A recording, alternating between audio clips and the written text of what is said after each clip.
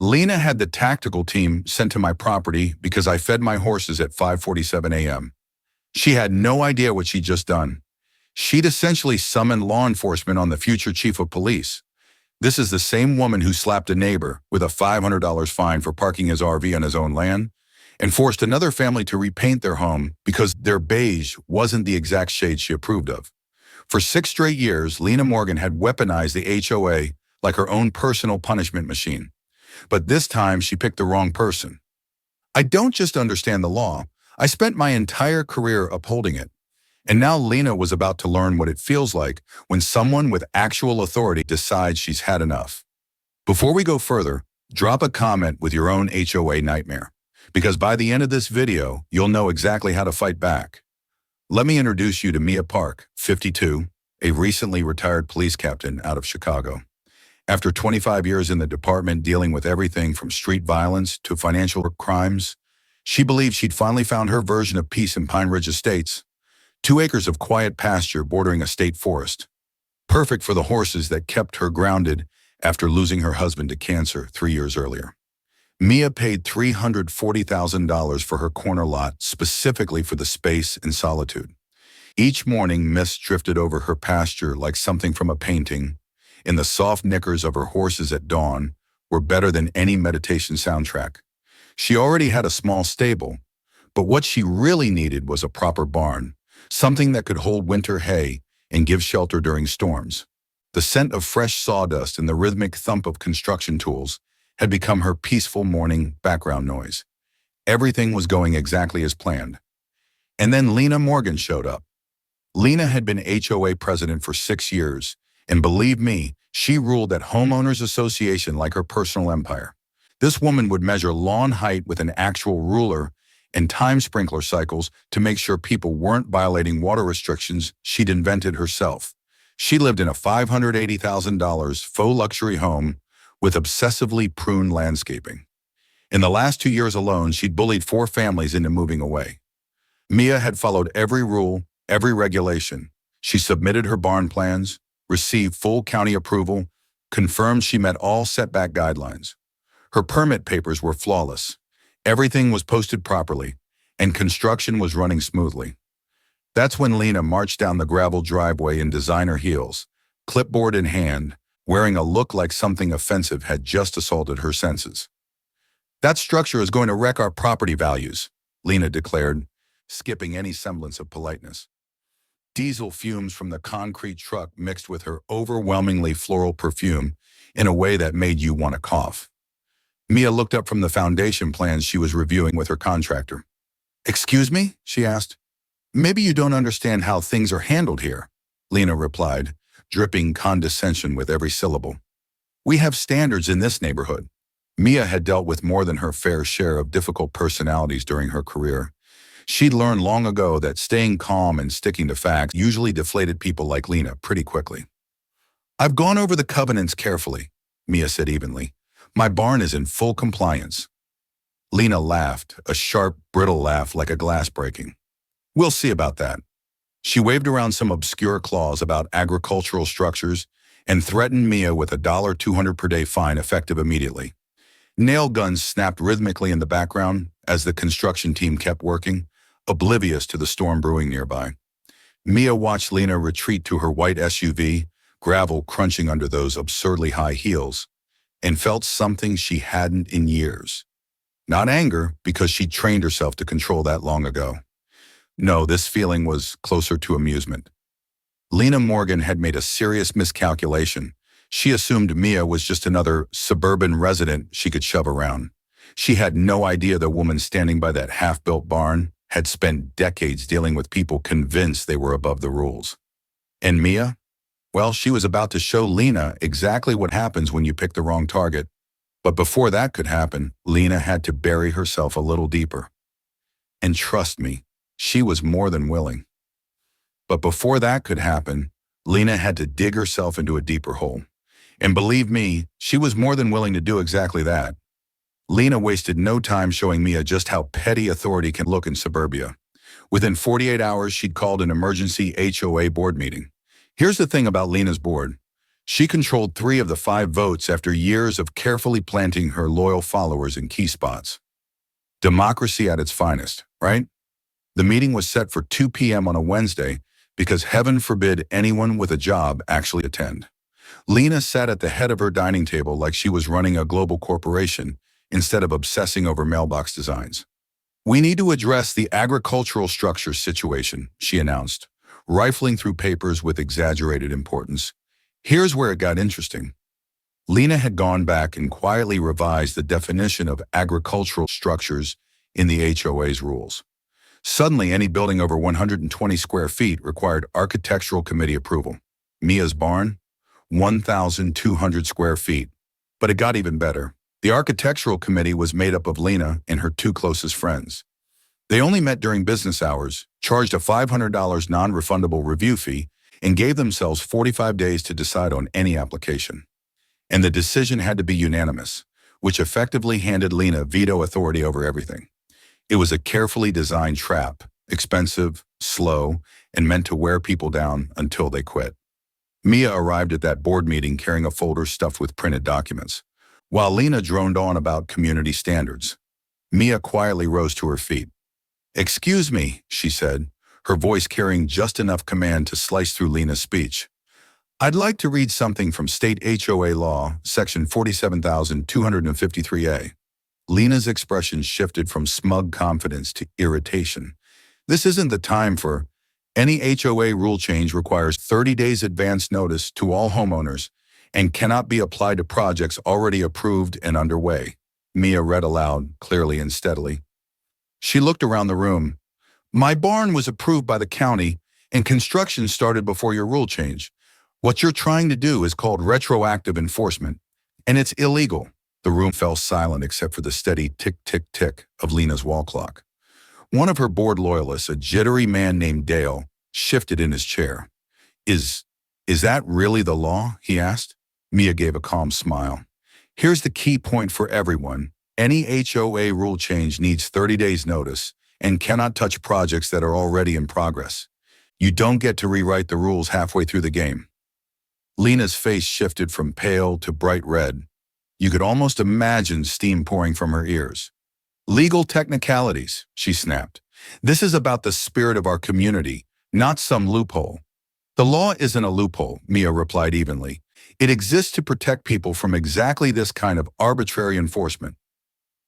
That's when Lena made her second big mistake. She pushed back her chair so hard it scraped across the hardwood, like nails raking down a chalkboard, and jabbed a perfectly manicured finger toward Mia. "I'm going to make life very hard for you," she hissed. "You have no idea who you're up against." The threat hung in the air like smoke from a cheap grill.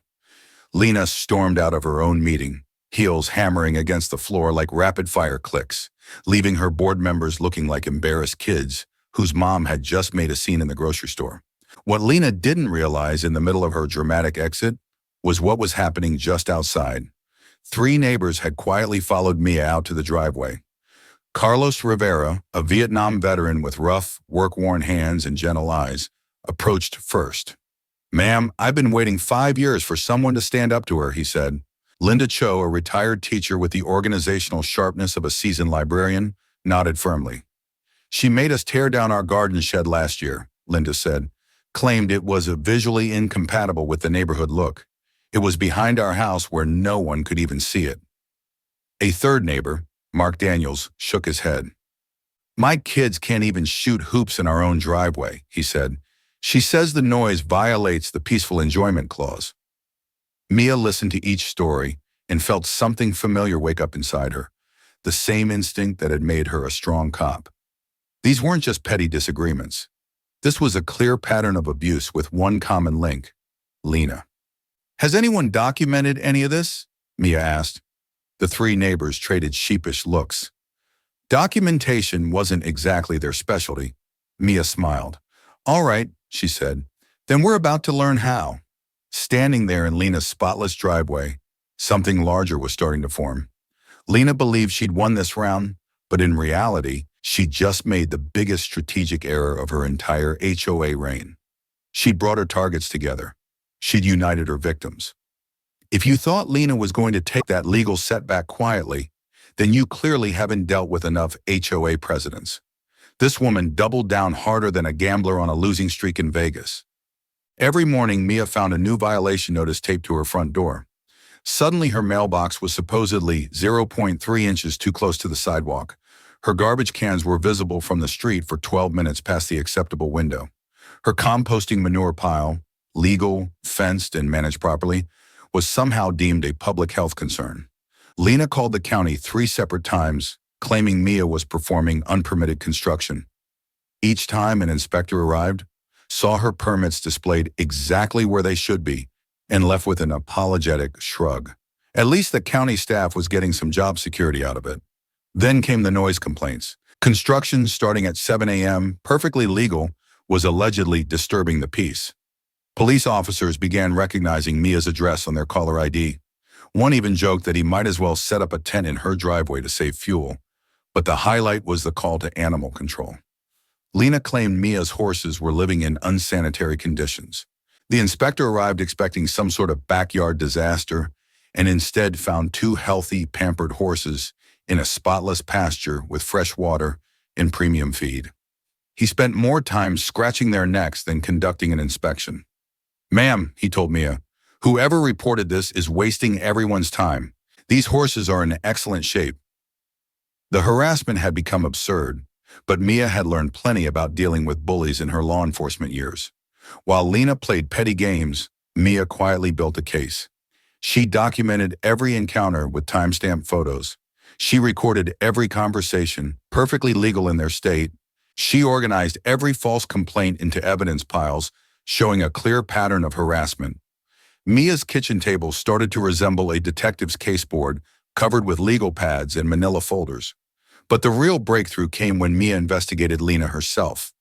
Turns out Lena's own property wasn't quite the flawless model she presented. Her decorative fence extended 2 inches over the property line, a direct boundary violation. Her lush landscaping blocked fire hydrant access, which broke both HOA rules and city ordinances. And that elegant stone patio she bragged about? Built without permits and creeping into the setback zone. Mia printed everything, smiling as she slid the photos into the folder. Sometimes the best offense is a good offense. The next time Lena arrived for yet another self-appointed inspection, clipboard ready, and hostility set to maximum, Mia didn't miss a beat. "Since you're already here looking over my barn," Mia said pleasantly, "I thought you'd want to see a few compliance issues I found on your own property." Lena's eyebrows jumped. "What are you talking about?" Mia handed her a manila folder. "Your fence is 2 inches over the line. Your landscaping blocks emergency access. And your patio? No permits and out of compliance." Lena flipped through the photos, her face cycling through a series of alarming shades.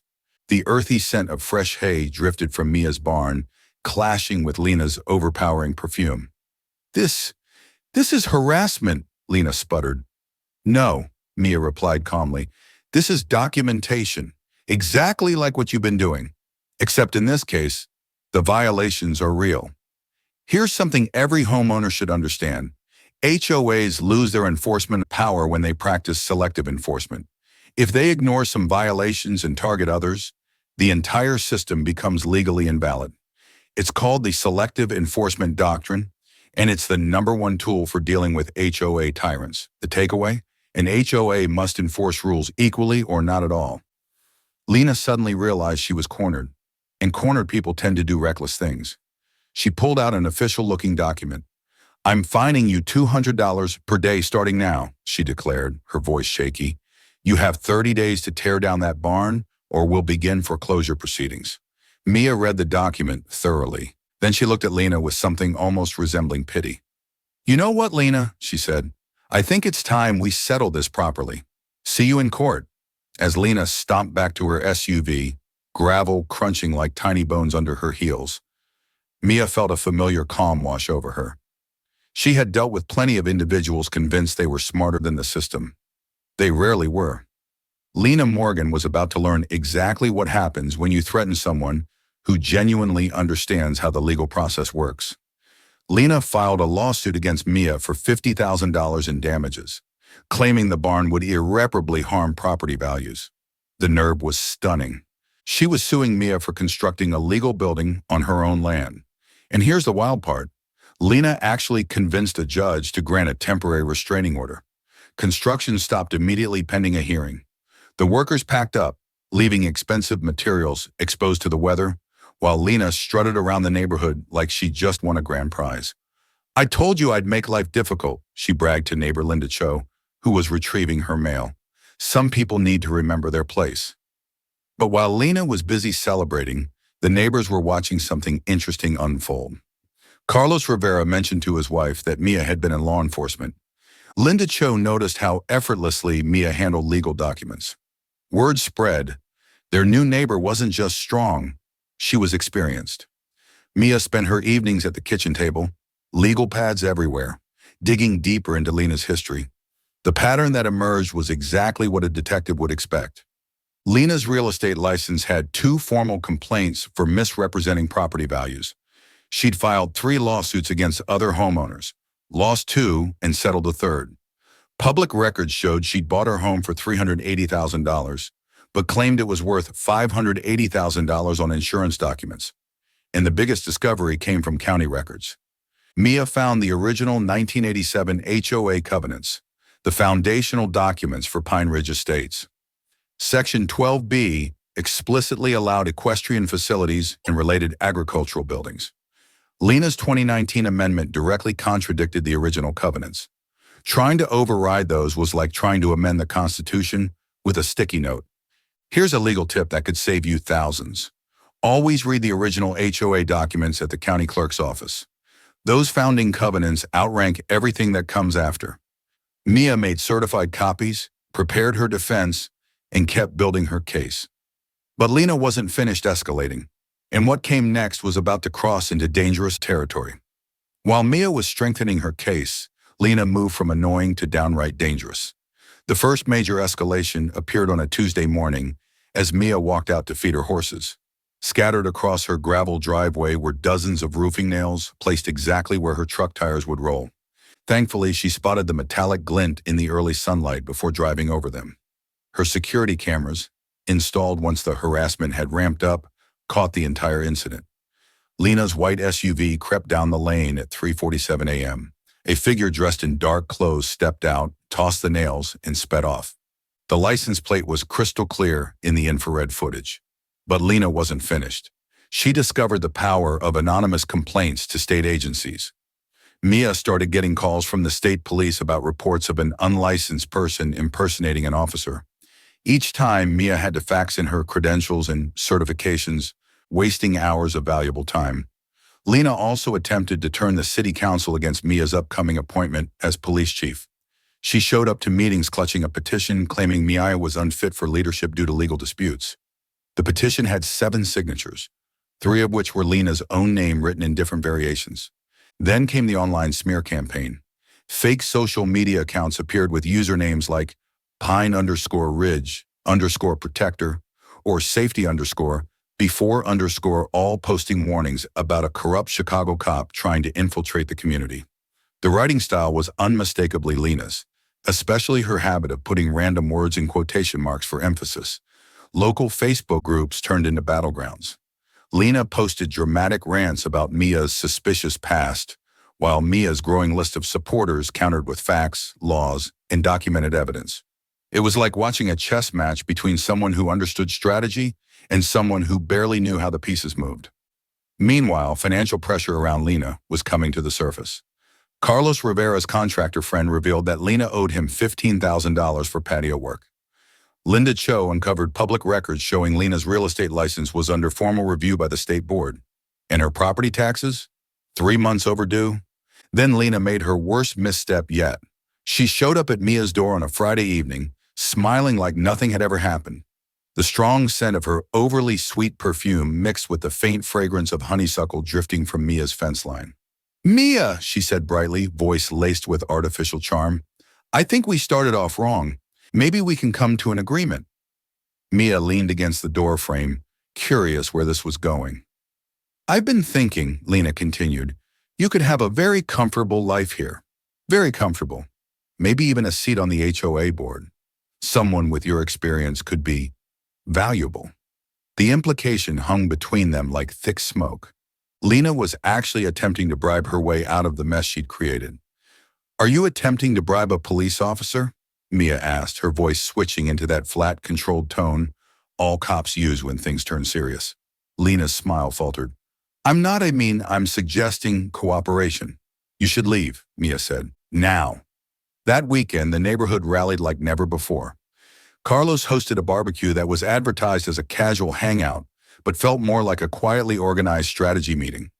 23 families showed up, only 3 stayed away. Lena's last loyal supporters. Mia kept a modest profile, flipping burgers and listening to a flood of HOA horror stories. But the moment Lena arrived uninvited with a lawyer in tow, everything shifted. "This is an illegal conspiracy," Lena screeched, pointing wildly at the group as if identifying criminals. "You're all plotting against me." Her lawyer looked mortified, clearly regretting taking her case. "Mrs. Morgan," he whispered, "perhaps we should leave." But Lena was beyond reason. "I'll sue every one of you. I'll make your lives miserable. You don't know what I can do." Carlos's security cameras captured the entire meltdown. By Sunday morning, Lena's lawyer had formally withdrawn from representing her. She had crossed the point of no return. And when someone's world begins collapsing, they either face the truth or they climb deeper into delusion. Lena chose the latter. Her next move was a formal complaint to the state attorney general, accusing Mia of abusing police authority before even taking office, an accusation dripping with irony. She then called Channel 7 News, presenting herself as the real victim, being targeted by a corrupt officer. The reporter who answered was probably expecting a major corruption story, but instead got a 40-minute ramble about barns and property values. But Lena's so-called masterpiece came at 5:47 a.m. on a Tuesday. Mia was out feeding her horses, enjoying the cool morning air, coffee aroma drifting from her kitchen, the mist gliding across the pasture. That's when she heard sirens. Fast, loud, echoing through the trees. A SWAT van tore down her lane, followed by 3 patrol cars, lights flashing intensely across her pasture. Her horses skittered nervously as tactical officers poured out, weapons drawn, shouting commands. "Drop what you're doing! Hands where we can see them!" Mia set down the hay bale, raised her hands slowly, and stood still. Her training told her exactly how to react. "I'm Mia Park," she called out. "I'm unarmed and the incoming police chief for this jurisdiction." The team leader, a sergeant she recognized from regional law enforcement conferences, lowered his weapon and signaled the others. "Chief Park, what on earth are you doing here?" he asked. "I live here," Mia said calmly. "This is my property. What's going on?" "We got a call about an armed suspect threatening neighbors," the sergeant said. "Anonymous tip said you were armed and making violent threats." Mia almost laughed. "Almost? Sergeant Holden, right? We met at the Springfield Tactical Summit last year. I think someone's been manipulating your dispatch." As the SWAT team realized they'd been sent on a false emergency, her cameras captured every second. The 911 call was traced through cell tower data within hours. Lena had used a burner phone, but bought it with her credit card at a store covered by security cameras. The investigation unfolded quickly. By noon, local news reported, SWAT teams sent to future police chief's home on false tip. By evening, the story went viral nationwide with the hashtag #SwatedTheChief. Lena tried to spin a narrative online, posting frantic updates claiming Mia had somehow staged the whole thing to sabotage her. But her explanations made as much sense as a submarine with windows. Channel 7 eventually interviewed Lena at her home. Standing in her perfectly groomed driveway, she ranted about outside forces and big city corruption, while the reporter asked increasingly damning questions. "I'm the victim," Lena shrilled, her voice hitting dog whistle levels. "She's ruining our peaceful community. Someone had to act." That clip played nonstop across local stations. Legal fallout came swiftly. False report charges were filed within 24 hours. The state opened an investigation into the HOA's missing funds. Lena's real estate license was suspended pending fraud review. But the most devastating blow came from the neighborhood itself. 47 out of 52 homeowners signed a petition demanding Lena's immediate removal from all HOA authority. Her remaining allies drifted away once the criminal charges became public. Meanwhile, Mia's barn was finally completed, its red roof shining in the afternoon sun as her horses settled happily into their new stalls. The local newspaper ran a story titled, "The Barn That Brought Down the HOA," featuring photos of Mia's serene property and quotes from grateful residents. The irony was poetic. Lena's most desperate attempt to destroy Mia had instead made her a community hero and turned Lena into a statewide laughingstock. Sometimes justice has impeccable timing. The emergency HOA meeting took place at the community center because no one wanted to set foot inside Lena's house anymore. What should have been a routine gathering turned into the most packed meeting in Pine Ridge Estate's history. 64 people squeezed into a room built for 50. Extra folding chairs were dragged in from the kitchen. Others stood against the walls, and someone opened the windows because the air conditioning couldn't keep up with the sheer number of bodies. The faint smell of too many people mixed with the lingering scent of morning coffee from the senior club that had used the room earlier. Local news crews set up cameras in the back. Channel 7 wasn't about to miss the continuation of their viral SWAT story. Even the county supervisor showed up as an observer, which everyone knew was code for, "I came to watch this disaster unfold." Lena arrived fashionably late, flanked by yet another attorney, her fourth since this chaos began.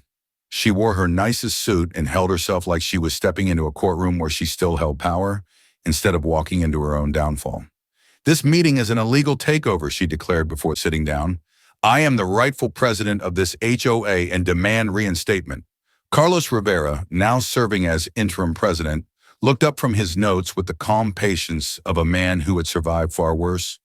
"Lena, you can speak during public comment," he said, "but you're not running this meeting." The presentation of evidence that followed was precise and devastating.